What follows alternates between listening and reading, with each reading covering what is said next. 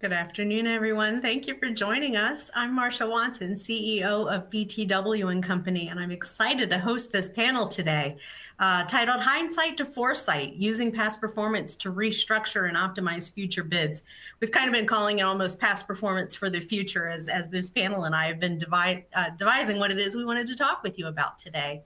So we're really looking at, as federal contractors, a seismic shift in procurement priorities due to the wave of new executive orders, the influence of the Department of Government Efficiency, known as DOGE, and the implications of Project 2025 on with the current administration. In this dynamic landscape, past performance, which has always been a cornerstone of competitive bidding, is going to start to feel a little outdated or misaligned with some of these emerging expectations. So this panel is going to discuss and explore how contractors can critically analyze and strategically reposition your historical contract performance information to align with these evolving needs of the federal mission. So as BTW & Co. co-founder and a 20-year veteran of proposal operations for large, small, and Native-owned organizations, I'm excited to be joined by this roundtable of GovCon experts who have been studying the pivot strategies resulting from the streamlining and efficiency efforts of the current administration. So today we've got Corporate Growth and Business Strategy Executive Melissa Houghton, Federal Government Market Data Researcher and Analyst Anna Tapp. We've got Courtney Medecky, the CEO of 3C Digital Solutions, who's had a long time working in federal government and business development, and our digital marketing strategist, Hope Skywell. This team and I are going to unpack some of the most critical strategies for staying competitive in today's shifting federal landscape. So we're going to dive deep into how data, narrative, and positioning all intersect to drive growth and for small and emerging government contractors. And the first thing we want to do is kind of lay the foundation, right? Corporate experience versus past performance. What does that mean? And what does that mean for us going forward? So just to lay the definitions, corporate experience is what you did. Past performance is how well you did it. And for now, we're going to look at the context of that past performance in how do you bring out your innovation and efficiency capabilities from that corporate experience. And that's going to lead to the past performance that you're going to need to move your company forward, not just in the current administration in FY25, but a lot of this is something that contractors really should have been doing all along, paying closer attention to telling that past performance story in a way that will resonate with our government customers. So with that, I'm going to kick it off. We're going to start at the top with data. We are a data-driven environment right now, and nothing is more true in federal contracting than being able to use data to help formulate those decisions. So with that, I'll go to our expert data analyst, Anna, and let's talk a little bit about that, today's procurement landscape, Anna, and some of the things that you've been looking at and how data analytics, market research, and the activities of that can be used to assess where a company's existing capabilities and past performance align to the future opportunities and these shifting government priorities. What have you been studying over the last few weeks and months? Thanks, Marsha. Yeah, one of the things that I'm helping clients understand is how to shift their focus from agency focus to, in the future, what am I doing really well, and how is that going to fit in across the government, and how can we reframe that story using a slightly different narrative than we have in the past. So what I'm doing is going in depth into the write-ups of both the corporate experience and the past performance of companies and seeing what are they doing really, really well that is going to continue to be very important to the federal government in the future. We know that the federal government is going to continue to depend heavily on contractors in the future. And we also know everything's not getting canceled. There's a lot of opportunities that are still out there, but they're being reconfigured right now. So what have you done well? And where does that align to what all the agencies in the federal government are going to need in the future? So it involves some rigorous analysis and wrangling big data. And also it's wrangling the big data with more frequency than we might have been used to in the past. where we did it more periodically. Now it's more dynamic. Let's see what's changing now. Let's see how we can continue to align in the future. And also how we can become partners with our federal government counterparts and give them, our perspective on the whole landscape of data and how we can help them as they're looking to consolidate and as they're looking for, targeting capabilities toward outcomes and efficiencies that they need to realize under the new administration. That's perfect. So can you break down a little bit, Anna, in some of the analysis that you've been doing? What are some of the trends that you're seeing? You're saying not everything's going away. That's really good to hear. Of the things that have kind of gone away or shifted or even probably just reframed themselves. As much as we see, there was the big, one fell swoop that took place back in February, but data we've been looking at since then is kind of showing it's picking back up. We've heard in the news some contracts and activities are being reinstated. Individuals are being brought back into their positions. So it seems to be that little bit of stabilization taking place. But still, as we see RFPs coming out, fewer than historically demonstrated at this time of year. But we are seeing a little bit of change in how those RFPs are coming out from BTW and Co's perspective. But from your perspective, Anna, in the data that you're looking at, what are some of the trends you're starting to see?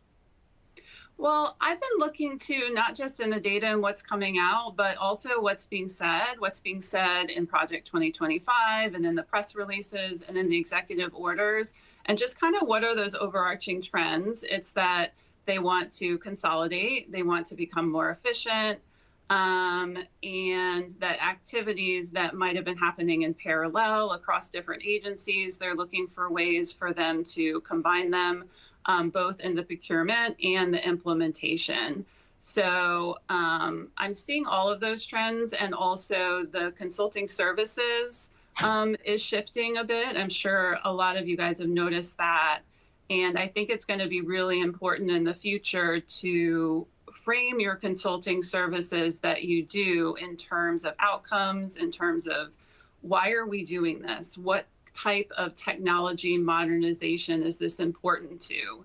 Why do we need change management when we completely overhaul a system and just really driving toward those outcomes instead of consulting for the sake of consulting? So I think that that's going to be really important. And also the real data that you have in your past performance. So not just analyzing the data of the federal government landscape, but bringing data to them. I am an expert. I understand this. I have ROI on the consulting services that I bring along with the technology modernization services are going to be really important.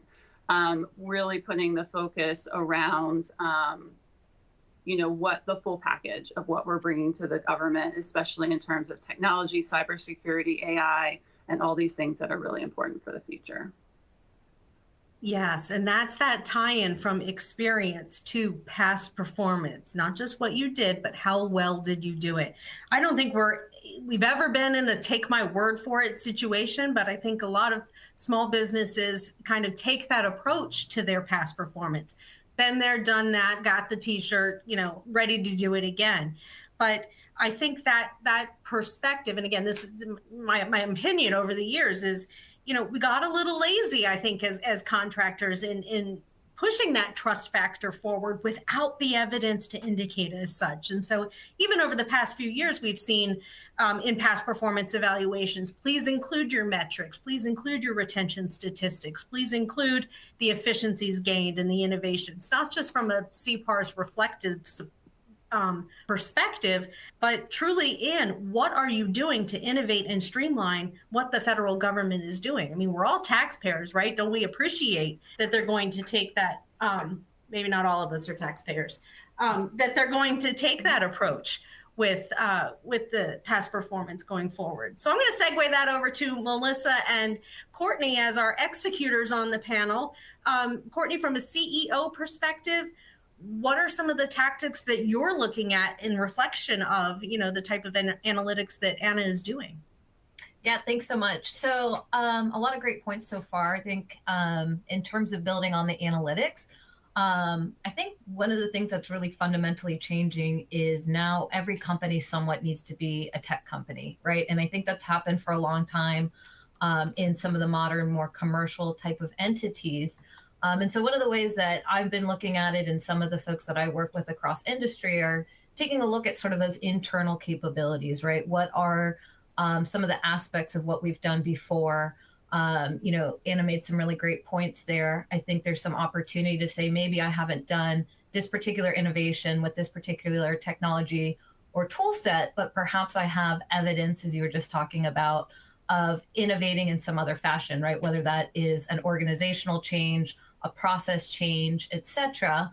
And just tying into some of the statements that were already made, right? What are the outcomes that you were able to gain with that? So I think that's a really great opportunity, frankly, right now. And I think, taking that inward look too, that maybe you don't have a cohesive end-to-end AI tool or modernization solution that you're going to be able to go in and propose, but maybe you have aspects of that, right? So perhaps, from a consulting side, you've done a lot in the data governance, or again, in some of the reorganizational or some of those streamlinings, and looking for new opportunities to kind of tell that story with a different flavor.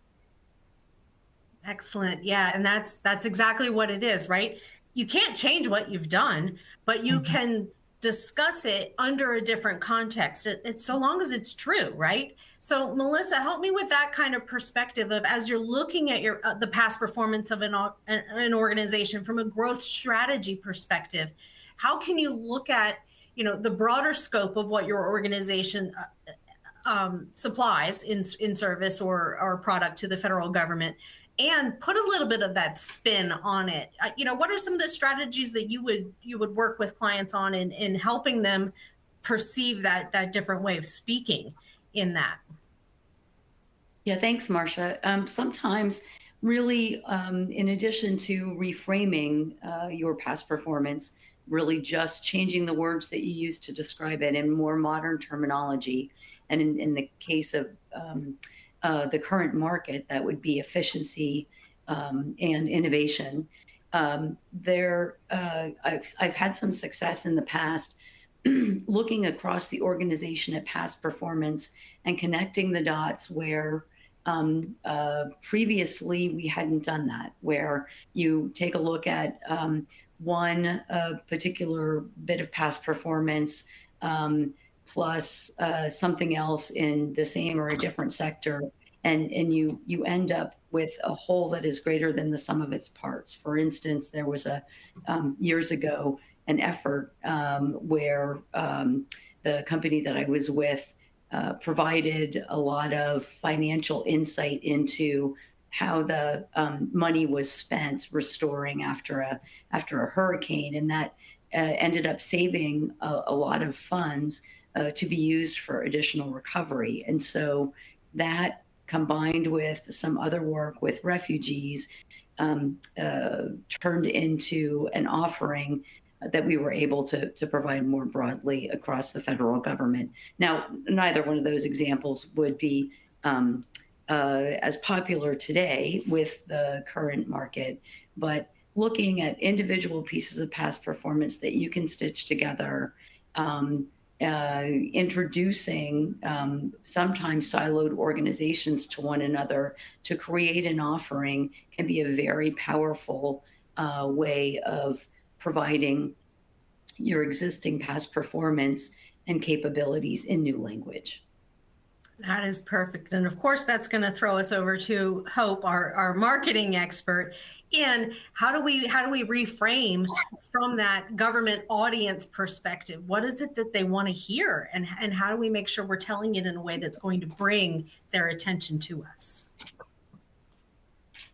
Hi, Marcia. Thank you so much for this. Of course. I would say, right now it's a really critical time to check your messaging.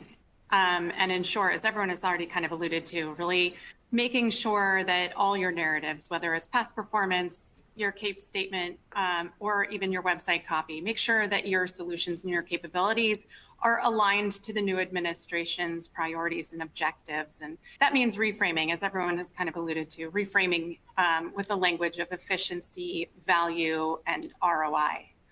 But I think it also goes further than that. I think it takes kind of revisiting your messaging from a really critical lens and asking yourself, is this language positioning or is this posturing? And there's a really distinct difference. Posturing puts the emphasis on accomplishments. Posturing means the narrative is about you and what you can do and what you have done. Whereas positioning emphasizes the customer and the value and the outcome, the transformation that happened because of the work that you did. So I would say that kind of while you're revisiting your write-ups, your past performance, whether it's kind of in a bid or online or in your CAPE statements, just make sure your narratives are speaking the language of transformation. Are you demonstrating impact and value? And really use metrics, use those kind of outcome metrics. Again, make sure they're value-based. They're really, you're putting numbers to your outcomes, to the transformation. And really, I would recommend taking a bluff approach, really bottom line up front, put those numbers up front, very clearly visible, call them out so that it's very transparent that your solution is going to bring transformation for the customer.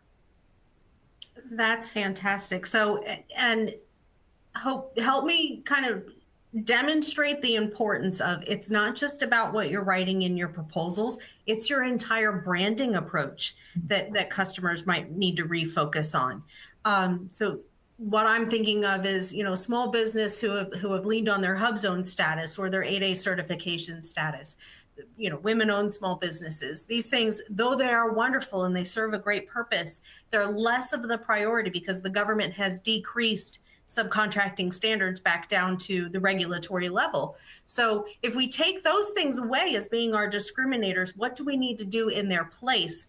And again, where does that marketing message really bring the most value? Sure. Gosh, this is a big shift, for the federal market. We're seeing significant change. The paradigm is changing.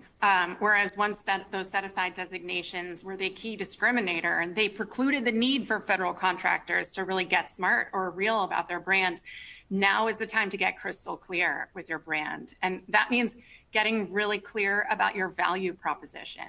What is that value? What makes you uniquely suited to deliver a solution that's going to bring exceptional value and innovation for the problem?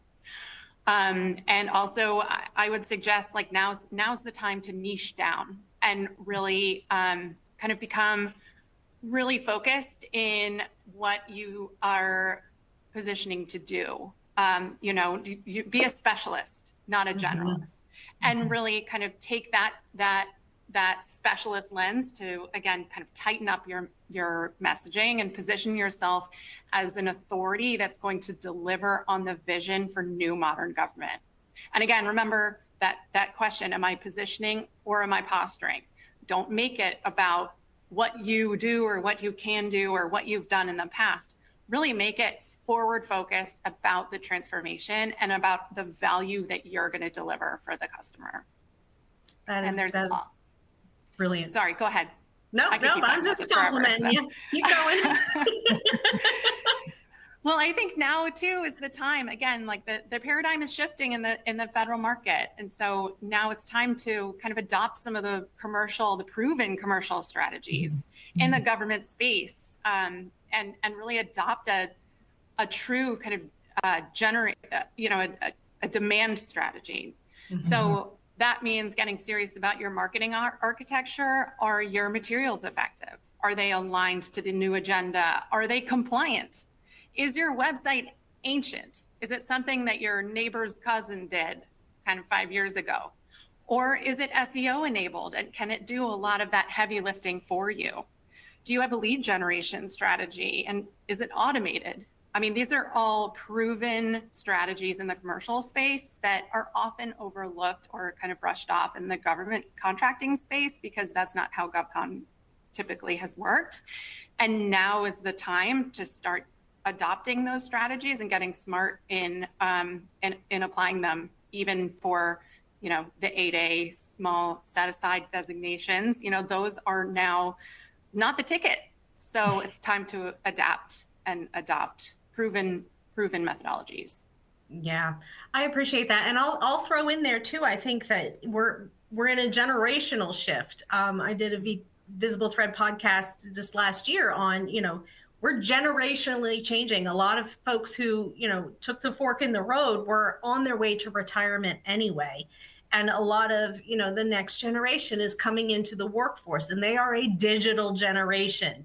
I tease, I'm an analog, I'm a Gen Xer. Like, I literally majored in videotape and then worked in in digital. So making that transition for companies who have been established a little bit longer or have been more in that traditional, this is the way it's always been done. Melissa, I know that is a trigger word for you. This is the way it's always been done. How are you looking at kind of that reframing in the new market? Not just, again, from, what it is that we're saying, but what tactics are we taking to say it? What are some things you would advise there, especially, again, back in the context of past performance, but overall? Yeah, thanks, Marcia. I'd actually like to amplify something that Hope pointed out, and that is, the old adage, we can do anything, but we can't do everything, is really important here. Gone are the days where it makes sense for any business, but particularly small businesses, to list out every single thing that anybody on their staff has done to make it look like they have more breadth across the federal government services, whether in IT services or products. And so it's really, from a demand creation standpoint, critical to think about where you want to specialize so that you can apply the outcomes that make you a more attractive competitor than somebody else. And in particular, figuring out how to leverage the agency's investment, or where you have leveraged the agency investment, to still create innovation without a huge additional expenditure. And so that kind of focus on demand creation can vault you beyond your competitors and really leverage past performance that you've already got and successfully have been selling at a more granular level into something like an offering that will make you appear to be and might make you feel like more of a specialist. And so I think if you can take a more of an enterprise approach than a stovepiped particular segment or agency approach, you're going to fare better in this particular federal market, as there is a unified message across the market right now and across the agencies. And I think companies have to respond to that. I totally agree. Does anybody want to tack on to that?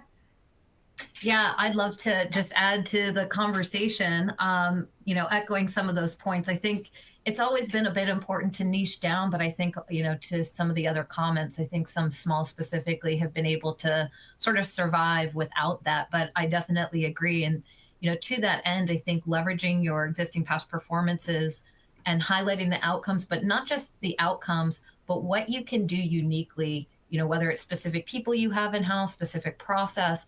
And the reason I think that's going to become even more important is the shift in acquisition, right? We know that there's an upcoming consolidation effort. Likely we're going to see a lot of, the big type of buying that most companies are currently engaged in the federal market, shifting to a consolidated function at GSA. And what that means is to be able to demand a different price point, to be able to secure a higher dollar value contract, you really have to be able to point to what is it that I do so uniquely, or what are the differentiators or the outcomes that I have a unique process or approach to deliver that justifies that higher spend. And then that way you sort of come out of being another software development company, another cybersecurity company, and giving them the language and the verbiage and the justification to say, we're able to charge a premium because our past performance shows those outcomes, and these are the unique ways and skills and things that we have internally that enable us to deliver these outcomes, to make it a higher value ROI for the government. Absolutely, and that's gonna toss me over to Anna in kind of how can contractors use data to help validate that past performance? I know that's not exactly within your scope, but just in general, data being where we do all of our validation, what do you recommend in some of the data tracking for contractors? Mm-hmm. Yeah, I would say what I'm recommending is don't ignore history, in the sense that the work that the government has had us do in the past is still largely work that they're going to need in the future. So definitely go back and do the traditional analysis of the previous opportunities, but know that you're going to have to follow them. And you might have to follow them to a new agency. You might have to see a consolidation. But I'm really recommending that we still identify those activities in the past that align to our great aspects of our past performance and see where they go, and follow them and be proactive, and all the things that Hope was talking about the positioning and the marketing, white papers to the customer, and making sure that you're following that through and engaging with the client on how you will do that work really well in the future. Mm-hmm. Mm-hmm. And I also, to follow up too on lead generation strategy that Hope touched on, there's a lot we can do with that data analysis to help inform a really great lead generation strategy. So I really think the data and the marketing are really strong together. And also using the data to see what others are doing, what the competition is doing, how they're leveraging their websites and keywords, and really learning from each other as we move forward. That's the perfect segue, because that's where I was going to go next. What do we do for competition and competitive analysis, right? Because as some of these contracts are shutting down, those businesses need a place to go. I know we know that on a very personal level with the clients that we support. I know you guys have all experienced it with your own personal situations and professional situations. So the competitive pool is growing rapidly, but the capability pool is condensing. I'll take whoever wants to grab that, because I know each of you has an opinion on it. We can go down the line, or who wants to chime in first?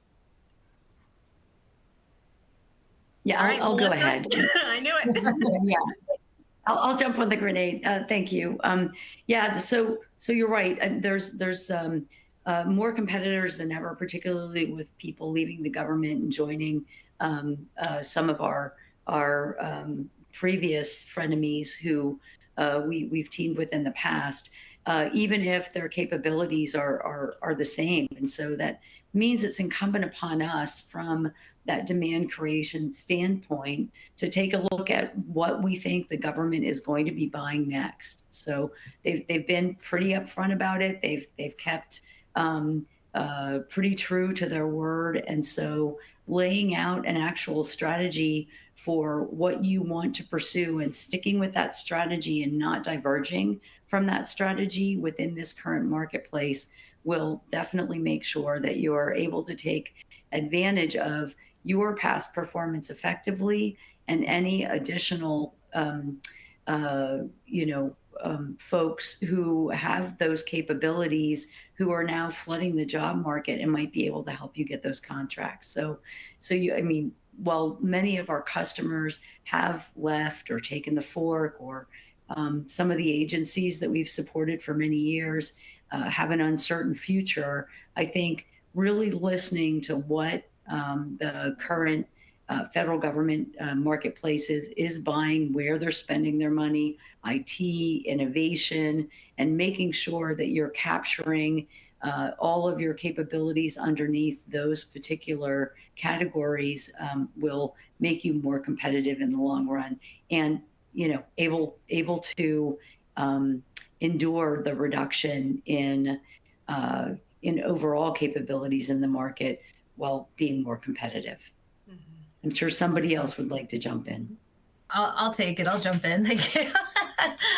Yeah, totally agree with all that. I think the other piece of this too is we often think about, our past performance of what we've done, but I think there's also an opportunity to think about what have we learned in that process. And what I mean by that is really that expertise in either that mission domain or the customer is another great way to sort of differentiate yourself, right? I think to what we were just chatting about with sort of this market contraction, et cetera, you're certainly going to have a lot of folks that are trying to become new entrants, especially as the funding shifts, right? I was just reading this morning in the paper, it looks like some indicators are coming out around the next year government budget.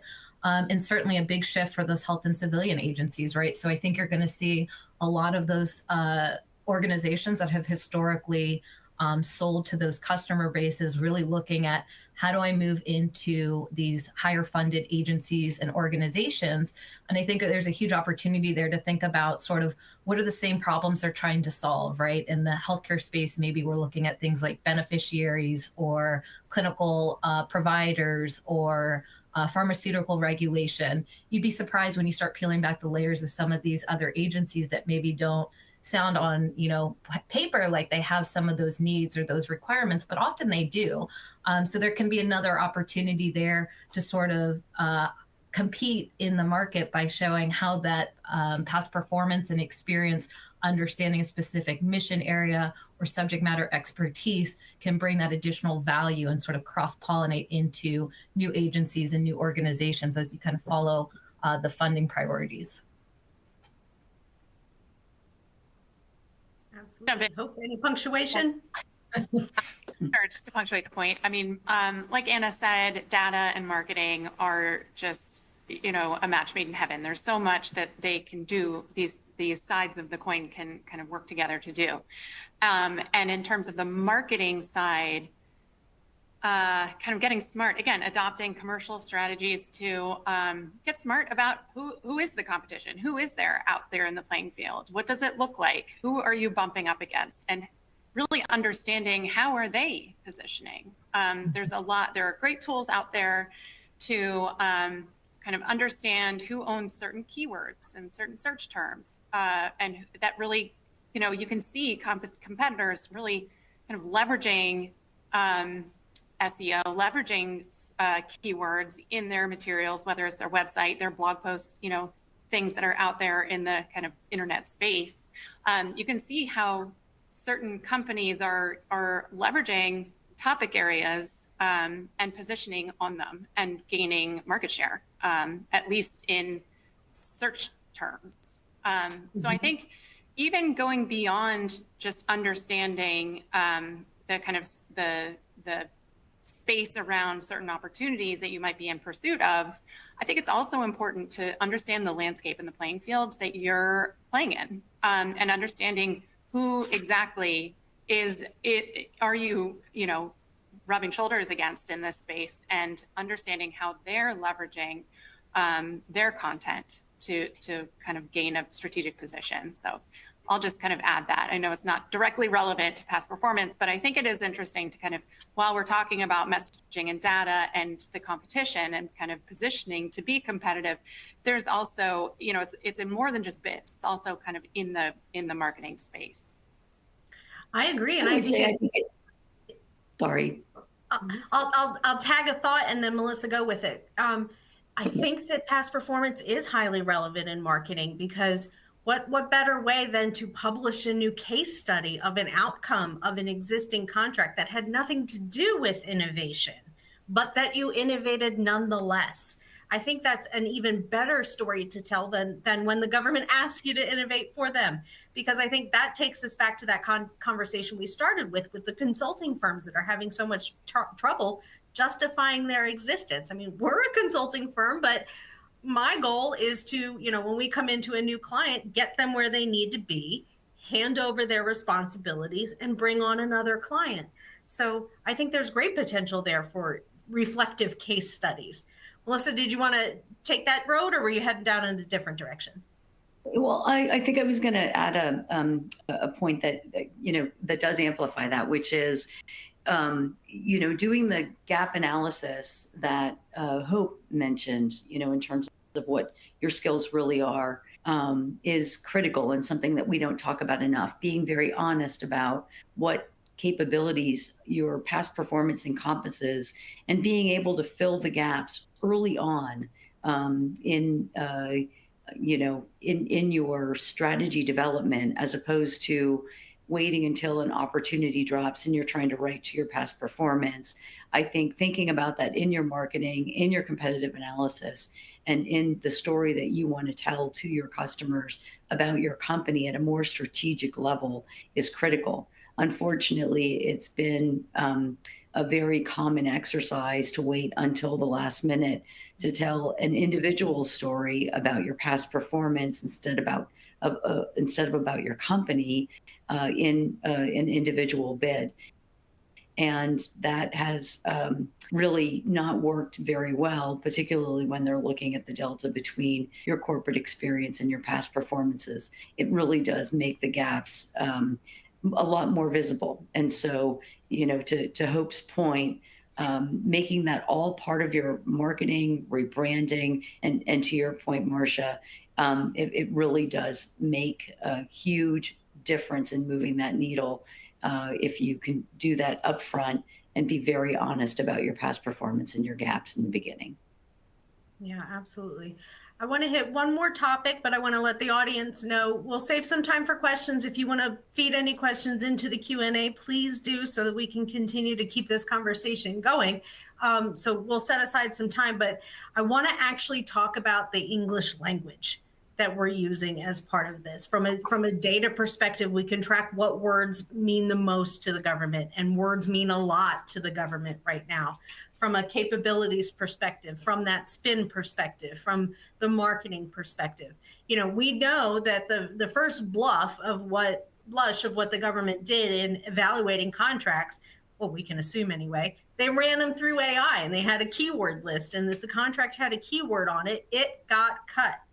So the other day, for example, I'm working with a client and they have the word equity, they have diversity, they have inclusion words in their RFI response that had nothing to do with DEI. They had everything to do with the ethics of that company and how they work as an organization. And unfortunately, I had to pull those words out because I'm afraid of that AI being nope, you're not getting past the front door. So not speaking about AI, but speaking about context and syntax and language and words and word choice. Courtney, from your perspective, what are some of the things that you're just looking at and being able to communicate differently? Yeah, no, that's a great question. I think being, tagging into some of what we already talking about, being really solution focused, right? I think it's very easy to say, okay, for some of us who have been in this industry for a really long time, saying we've always done it this way, let's just keep writing it the same way. What we really need to do is spend the time to really understand our customers' priorities have really shifted in a lot of cases. The mission itself hasn't changed, but perhaps, one level down in terms of what within that mission is most important and how they're going to achieve those outcomes has shifted, right? So I think, in part of that nomenclature and part of that context is remembering just because it's important to you or was important to a customer in the past, you got to really, level set in terms of what are they saying to me right now, right? And I think this is a huge opportunity for industry, honestly, because we have seen a lot of brain drain. We've seen a lot of expertise sort of leave the federal side. And I think, I think, and I'm expecting in the next few months, we're going to see more and more where it's going to be incumbent on industry to be able to fill that gap, right? And it's a shame to not be able to put great ideas forward just because you are including some of those words that maybe aren't going to make it through the screen. So I really encourage folks to say, okay, take a look at the nomenclature your customer's using, right, to describe. Don't go to what was published even a year ago. Get up to date on it, right? Get up to date in terms of the language, the words, the priorities. I know I spend a lot of time, probably more than most, reading the annual budget plans, right? And you can often see, big long-term strategy maps for a lot of the agencies. And historically, there'd be a lot of buckets underneath those around, people and diversity, et cetera. I'm expecting a lot of that to change, right? And so it's not just taking those words out. It's really saying, okay, what has become the focus? What has become the priority? And remapping into the sort of nomenclature, that language, that vision, and showing that you understand that it's changed, right? They'll come in and say, oh, this resonated 6 months ago or a year ago, really highlighting that you've done your research, you understand that customer. And that goes back to some of what I was saying before, being an expert in that mission space, being an expert in that domain, I think there's going to be a lot of opportunity for companies that really do have that knowledge and that expertise if they're able to communicate that in a clear way. Absolutely. Any additional thoughts? I have additional thoughts. One of the things that we can do with data that I have been doing is looking at the opposite end of what's being terminated and what words that are there, and kind of going past what we're kind of hearing anecdotally, and helping us understand, when we recompete or when we go after similar work, what words that we can avoid a little bit more broadly, and how to change the narrative. So I think you need to look really clearly at both sides, not just what people are saying or what the government's saying they're terminated, but actually what they're actually doing, I think is really important to look at, because sometimes that can be slightly different, and the actions are really important. Yeah, that's very true. Hope, Melissa, anything on that? I'd just like to note that I think it comes back to what Hope said earlier, positioning versus posturing. Whether you're talking about you, yourself, your company in the language that you're used to using and the way you're used to describing your services, or whether you're talking about the customer in the language that they're now using, as Anna said, not just anecdotally, but also, really delving into what they are and are not terminating in terms of their usage, in terms of how they're buying things, and what the customers one level down are really interested in. So I think Anna nicely brought that all back full circle, whether that was the intention or not. But it is really critical not just to rely on anecdotal evidence, but to take a look at the data and apply that to how you are framing everything about your approach, your story moving forward. Hope, did you want to add anything? Yeah, I'll just add on too that, just like Courtney said, I think if you do see this as an opportunity to kind of see the work, you see your past performance, see your capabilities from a different lens, really from how are you driving value for the customer. I mean, really, it comes down to the bottom line of kind of why we're all here. What is the mission? We're trying to help achieve a meaningful mission. And, this is kind of a moment to be seeing this work just from a different vantage point. And I think if you are really thoughtful and intentional in kind of, viewing your past performance in this way, it can actually be kind of an aha moment for you, because you realize that you do drive value. You are supporting the mission.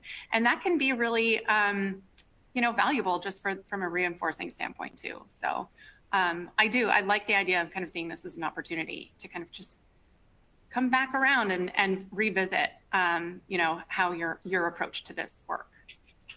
I love that. That's so inspiring, Hope, because I think it gives great leverage to the operational teams. What are you doing in your current environment? If you're in a contract that might be shifting over to GSA, or it might be, up for recompete sooner than you thought, or your vehicle might just be disappearing, all of these things are on the table. So what are you doing in order to identify those strengths and those areas of success and draw out those customer and client relationships? I think now is a great time to be reflective so that you can be proactive. I mean, you've got to look backwards in order to look forwards, but you can't stay in the history for long, as Courtney just described, because it's changed. So what are you doing to change with it? We are in a great environment of potential.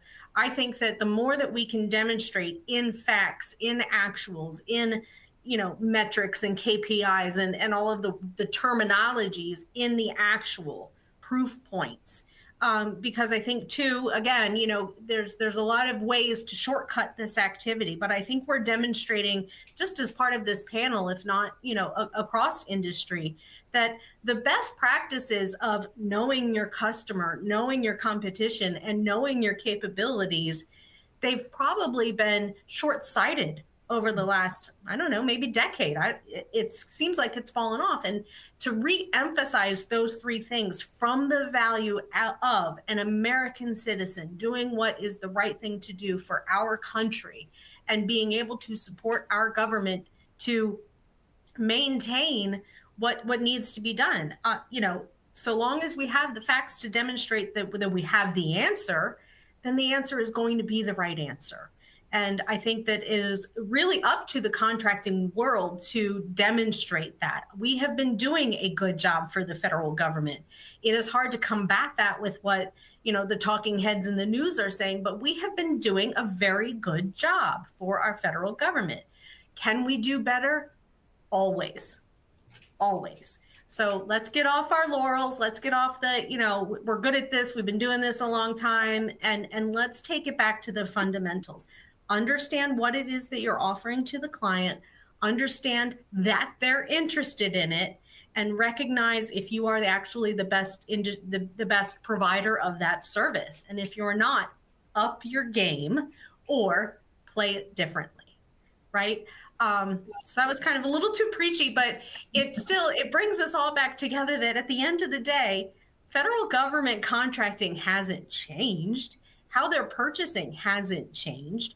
What they're purchasing and the meaning behind that purchase has changed, but that's not anything that we can't overcome in this industry. And that's not anything that we need to feel the need to fight against. It is opportunity. It is always opportunity.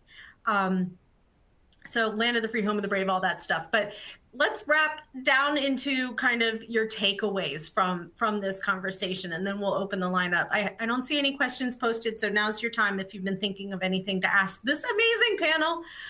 So I'm going to go kind of around the group. What would be, from your perspective, your takeaway, your one piece of advice of, if you do nothing else from a X perspective, please do Y? Hope you're on screen, so I'm going to start with you. Oh, wow. Okay. So I'm in the hot seat on this one. All right. I would say, I mean, I have many thoughts on this, but I would say my kind of ultimate takeaway is, I would advise, like, don't treat marketing as a luxury. It's typically, the marketing team has been kind of an overhead cost, that's seen as a kind of nice to have. But I think, especially in today's marketplace, with everything that we've been talking about, marketing is now's the time to get serious on this skill set and really integrate the marketing team with both the operations side of the house and especially with the growth team and proposal operations. So just to kind of make sure that lens is a part of the message that's kind of going out the door in every direction, but also the marketing team can be a link between the operations side and the proposal team. So, treat this overhead cost as an investment, and now is not the time to DIY it, right? Yeah. So if you can't afford, or if you don't have the budget to have a marketing team in-house, then outsource it, because it's mission critical, I would say, at this time. So yeah, that would be my thought. Anna, how about you? I love analogies. So I think the analogy that I have is, instead of looking at kind of your BD process as tree by tree, look at the entire forest and make your map through the forest. I think that our tendency is to look at one individual opportunity, get a login to GovWin or GovTribe or one of these great tools, and then just start doing searches and look at one thing at a time and make decisions discreetly. And I think that it's more important than ever to look at what is the whole forest, what is everything that I could possibly do for the federal government, and what's my map through that going to be. And data can help you kind of create that map. And where the different things are and how they align to you and your capabilities. But you really, really need the strategy, and you really, really need the marketing to pull it all together. So because we all have limited resources now more than ever. So we really need that strategic map instead of going tree by tree, which can spend so much more effort. So that's just kind of my general soapbox. Yeah, absolutely. Strategy takes me to Melissa. Thank you, Marcia. Yeah, like Hope said, a ton of thoughts. I think that sometimes we miss the opportunity to educate the folks who are closest to the customer. So this is not just, this strategy is not just something that should get accomplished at the executive level.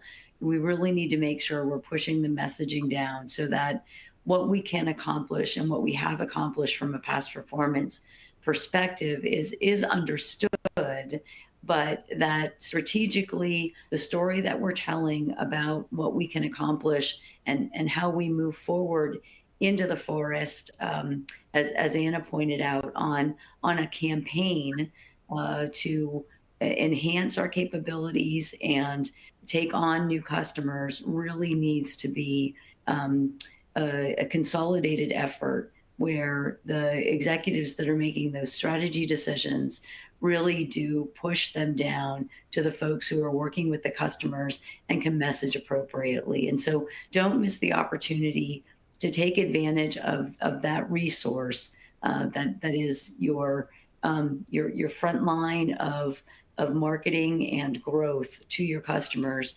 those engineers, those operators, those folks who are executing the work at the lowest possible level. So really not as much of a strategic view as it is, don't ignore the tactical opportunity to share information throughout the company and have that information be brought back up to the executives for the opportunity to continuously improve your approach. Yep. So Courtney, I'm going to take that over to you, but I'm going to field it to the two questions that are in the Q&A, and you're going to hit the answer, I'm pretty sure. So from a CEO's perspective, right? Good gosh, where do we start, right? Where do you see that first investment needing to be done to get into this new environment? And what are some things some roadblocks and boundaries that you're looking at as a CEO, knowing, revenue's coming down, expenses are going up, but how do we maintain that investment moving forward from a CEO's perspective? And then tack your takeaway on the end.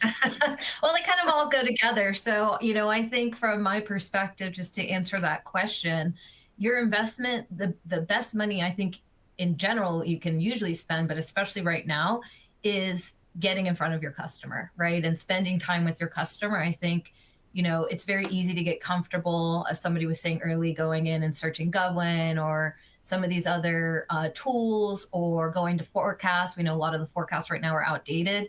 I think things are moving so quickly that if you really want to understand what you have an opportunity to achieve, as well as what you need to address internally in your organization, you've really got to get in front of customers, right? And I think, what I was talking about before with potentially looking at expanding into new or diversifying sort of your agency or customer footprint, that becomes just as important too, right? And there's a lot of different ways to get in front of customers. I know they're not, out meeting as much anymore, but, whether it's investing in consultants that can help you get access, I think right now is a really exciting time where unfortunately, there's a lot of folks that are extremely talented and understand the mission better than some of us ever will in our lifetime coming into the market, right? So there's a lot of ways right now to be really creative in terms of how you're leveraging those dollars to sort of get the most ROI. But at the end of the day, I think, one of the biggest takeaways, I think, for folks right now, it's easy when it's a time of sort of fear, uncertainty, and doubt to sort of stay alone, stay siloed. And I think now more than ever, getting out there with your customers, but also expanding your partnerships, right? Talking about niching down. Is there somebody, that maybe has footprint with another customer that you'd like to get in front of, and you have sort of ancillary capabilities, right? A stronger, better together type of story. So really thinking about things differently and saying, okay, we don't necessarily have to holistically own an end-to-end solution in-house, but being really smart about building those relationships. I think the other piece of this is to be bold. In some regards, we historically have said that there's a lot of different metrics, but I think I see something like 70% of recompetes go back to the incumbent. I think this is probably the first time in most of our careers, and maybe ever, where there's going to be a lot more opportunity to show true innovation. And I'm sure, like most folks on this line today, I've spent almost 20 years writing about low risk, how to be low risk, how to come in and do things better, but not disrupt the apple cart. Well, guess what? The apple cart is being disrupted, right? And so it's really an opportunity to say, be bold in your ideas, be bold in your thinking, don't feel so constrained and limited in the ways that we were previously. Use that as an opportunity, right? And understanding where to sort of point that innovation and point that sort of resource investment. Again, it comes back to meeting with your customer, right? There's nobody who's going to understand better or have a better sense of right now what their priorities are. And understanding that makes you a partner and an advocate, not just somebody, another seller. Yeah, absolutely. Well, that's going to bring us up to time. And I really appreciate this conversation today. This is a place where BTW & Co. we're super passionate about it. So anyone can feel free to reach out to us. Obviously, these ladies are available on LinkedIn for their own individual capabilities and expertise. But I've thoroughly enjoyed this conversation. I enjoy every conversation with you guys. But hopefully, there's something here to hold on to keep that optimism going. And remember, we are all working for our own futures. So shape that the way you want it to be. I really appreciate your time today's ladies. Thank you. Thanks so much, Marcia. Thank you, Marcia. Absolutely. And thank you, Marcia, Anna, Courtney, Hope, and Melissa for today's discussion and participating in Optimize 25. Our events would not be what they are without amazing speakers like you guys. To those of you watching, please make sure to fill out the survey on your screen and leave us some feedback. Our final session of the day begins in a few minutes with Kyle Peterson, VP of Account Strategy and Customer Success at Visible Thread, where he will discuss key lessons learned from industry leaders on navigating the post-award phase. So we'll see you guys at the final session. Thanks, Chloe. Thank you.